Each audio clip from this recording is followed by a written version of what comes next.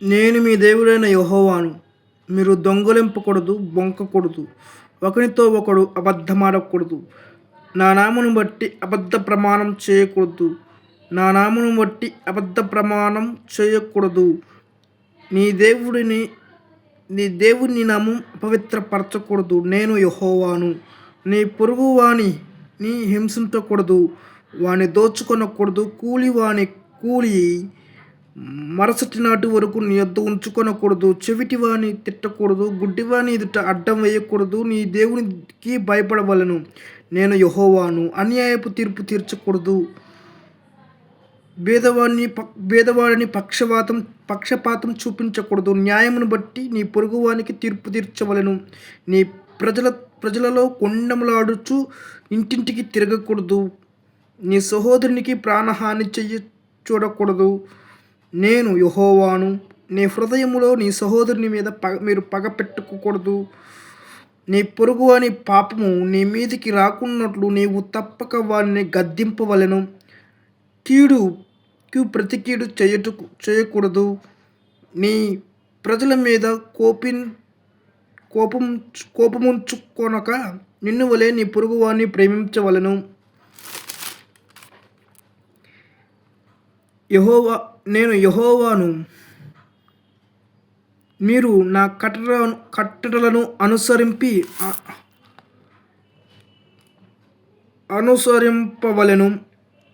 నీ జంతువులను ఇతర జాతి జంతువులతో కలవనీయకూడదు. నీ పొలములో వేర్వేరు జాతుల విత్తనములను చల్లకూడదు. బొచ్చు నారయు కలిపిన బట్ట వేసుకొనకూడదు.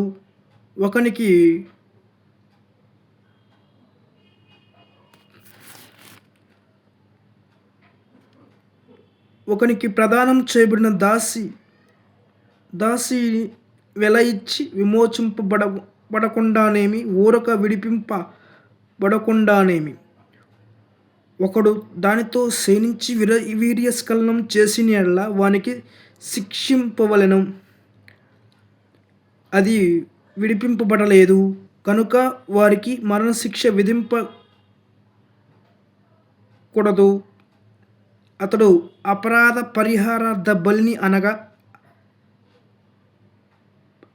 పరిహారార్థ బలియగు పొట్టేలును ప్రత్యక్ష గుడారం యొక్క ద్వారమునకు యెహోవా సన్నిధికి తీసుకుని రావలెను. అప్పుడు యాజకుడు అతడు చేసిన పాపమును బట్టి పరిహారార్థ బలి యగు పొట్టేలు వలన యెహోవా సన్నిధిని అతని నిమిత్తము ప్రాయశ్చిత్తం చేయవలెను. దీనివలన అతడు చేసిన పాపము విషయమై అతనికి క్షమాపణ కలుగును. మీరు ఆ దేశమునకు వచ్చి ఆహారమునకై నానా విధములైన చెట్లను నాటినప్పుడు వాటి పండ్లను అపవిత్రంగా ఎంచవలెను. వాటి కాపు మీకు ఎక్కువగా ఉండునట్లు అవి 3 సంవత్సరముల వరకు మీకు అపవిత్రంగా ఉండవలెను. వాటిని తినకూడదు. 4వ సంవత్సరమున వాటి ఫలములన్నీ యెహోవాకు ప్రతిష్ఠితమైన స్తుతియాగ ద్రవ్యములగును. 5వ సంవత్సరమున వాటి ఫలములను తినవచ్చును. నేను మీ దేవుడైన యెహోవాను. లేవియాకాండం 19:11-23 వరకు. Like and share, comment.